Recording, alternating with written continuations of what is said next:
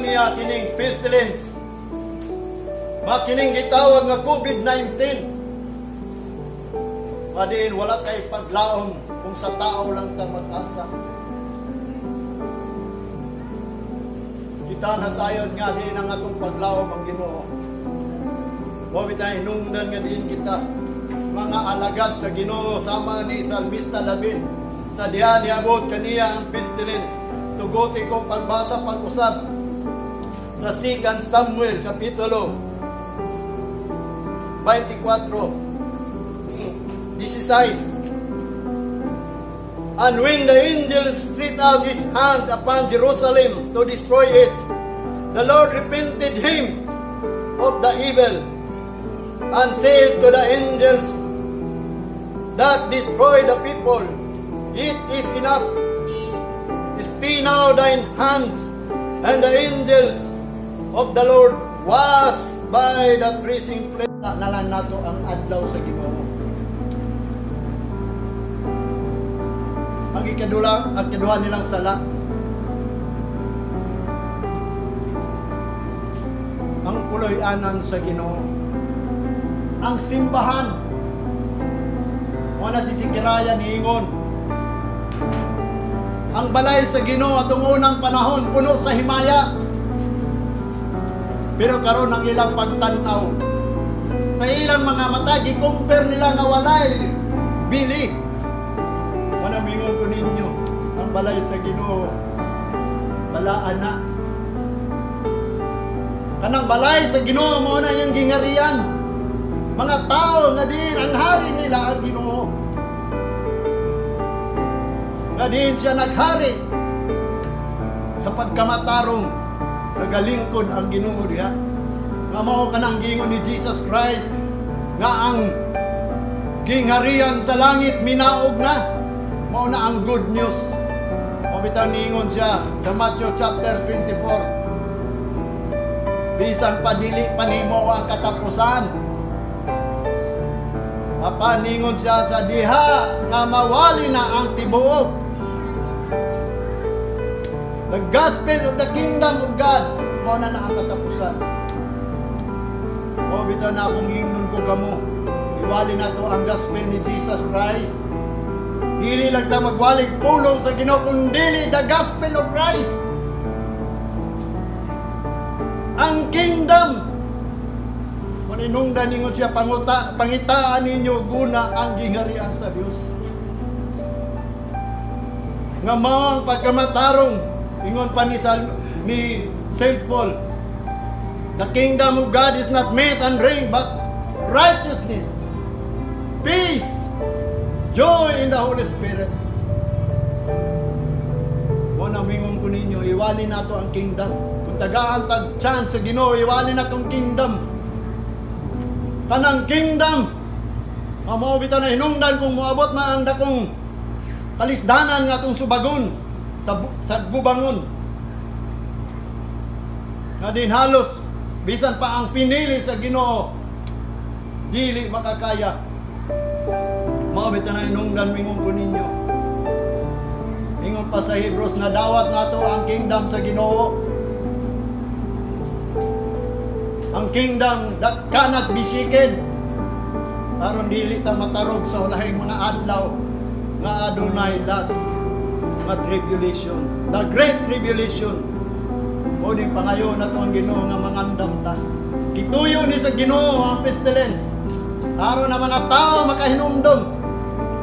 Mo nang giingon niya usa ni kailhanan. Mo bitaw na nga ang pulong sa Ginoo nagpahinumdom kay si Propeta Joel.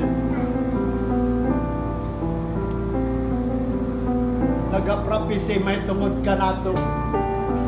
Unta kaniadto kita mga hinugna apan naunsa man ta karon. Asa naman mo karon? Unta karon adlaw mao kani ang gibuhat sa Ginoo nga mangadto ta sa balay sa Ginoo. Kay kanang balay sa Ginoo mao kana atong taguanan. Husband ko mao kani ato ang sumbanan. Pahinumdom nato. Wala kamo mga pastor. Paminawan ninyong pulong. Propeta Joel. Chapter 1, verse 8. Kung ganiya, kung gibasa chapter 2, karon anhita balik sa chapter 1. Kay una niya gihangyo ni, mauna ning nahitabo. Una niya gihangyo ang mga ministro, mga pastor, mga pare nga diin isiyon nila ila kasing-kasing dili ang sinina kay ngano man aduna nay giprapisi ni Joel nga mao kana ang nahitabo sa mga tao sa Dios nga unta sila anihon na o bitaw na ningon si Jesus Christ daghan ang anihon lagay nito kay Kristo o nang ningon si Kristo gamay lang ang liborer pero kamo kanang tanan mga pastor gihimo kamong liborer apan sa inyong gibuhat wa bang may bawo nga giprapisinan ni Joel ang nahitabo karon. Joel chapter 1 verse 8. Matod pa niya, lament like a virgin girded with sackcloth for the husband of her youth. Kabaw ba mo sa ng lament?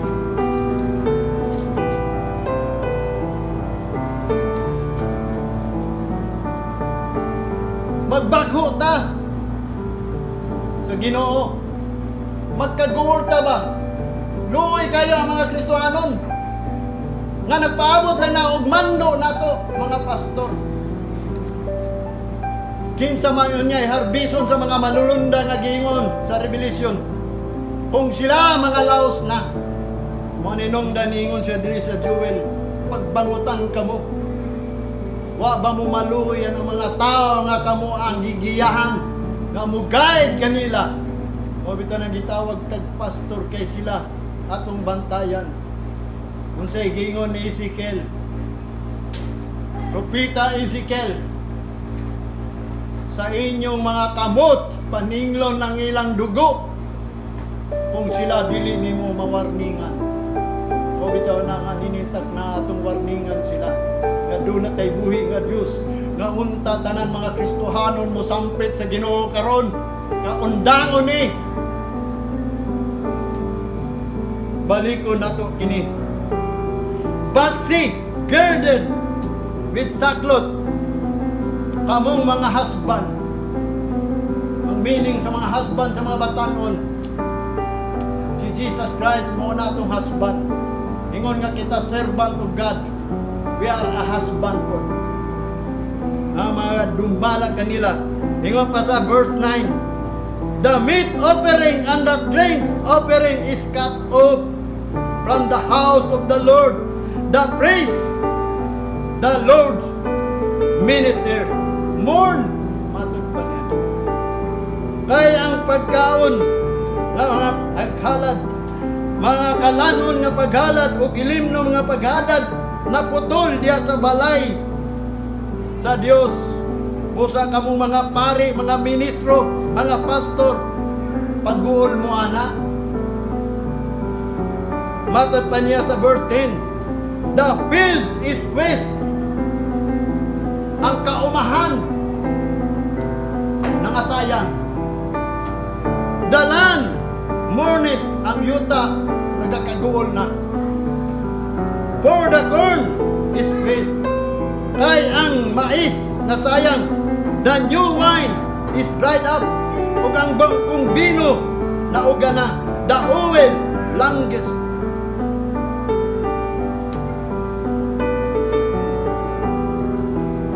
Kabaw-baw sa ng langgis.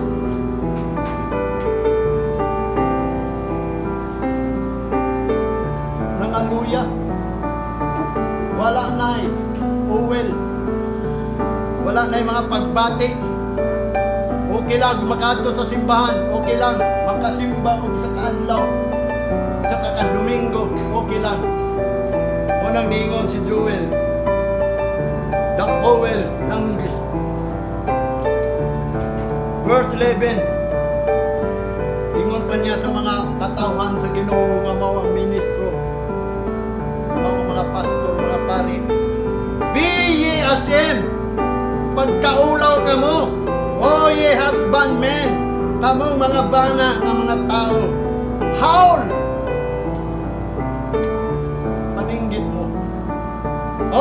vine dresser. Kamong mga tigbugkos. The vine dresser. Tigbugkos anang mga tao. For the wheat and for the barley.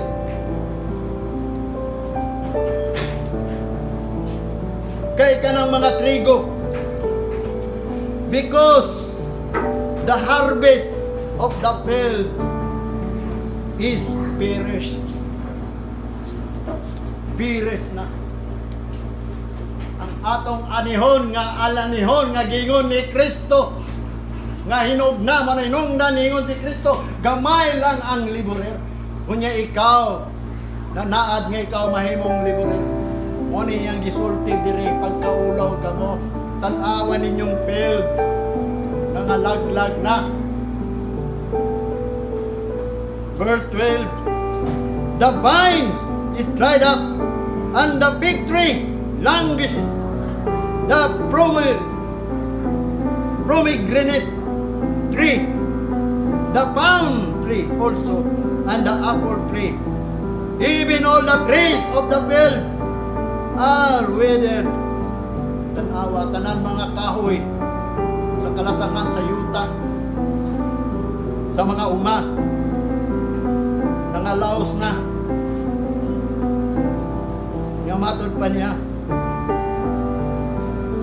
nangauga na, nangalaya na withered. Because joy is withered away from the sons of men. Kay ang kalipay sa mga tao nangauga pod. Ang kalipay sa anak sa mga tao nangauga na. Mga tao di naganahan matug simbahan. Wato laganahan. Nga naman, wa may kalipay sa simbahan.